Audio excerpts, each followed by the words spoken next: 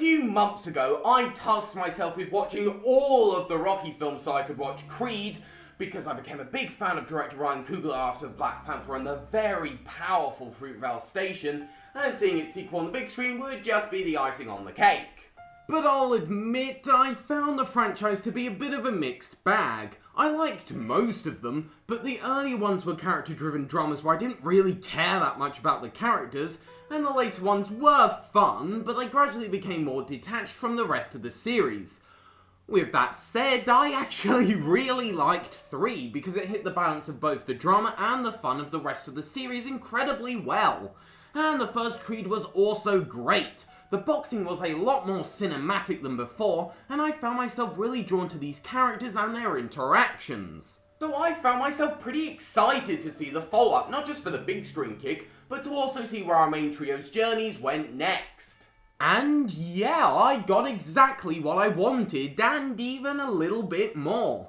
Not only are the characters still really likeable and interesting, but new director Stephen Capel Jr. brings his own style to certain scenes to make things even more riveting.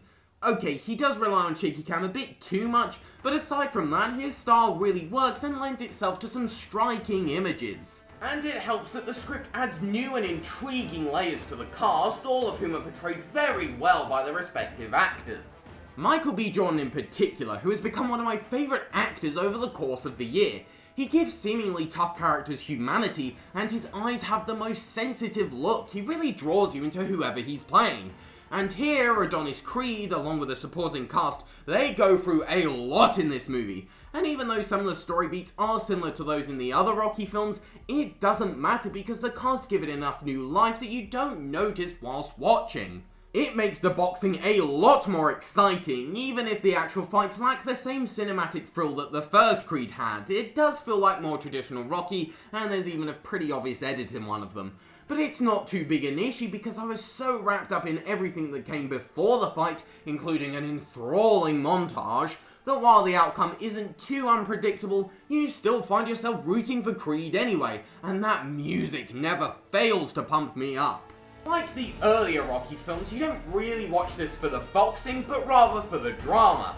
But unlike the earlier Rocky films, that really worked for me, and I had a great time watching this movie. I realise I might have come across as a bit vague in this review, but this really is the kind of movie you should experience for yourself before you attempt to discuss it. And if you're all caught up with this franchise, go right ahead and see it. It's great, and if this winds up being the last Rocky movie, which I think it should be given the ending, then they certainly went out on a high note. I'll score it 4 stars.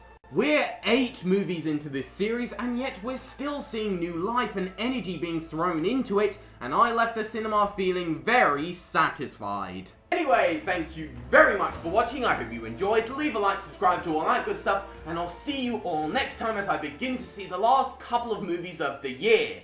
Goodbye! Yeah, great movie. Wish I could say the same about the audience, though. This guy's talking behind me for basically the entire duration. Bunch of wank.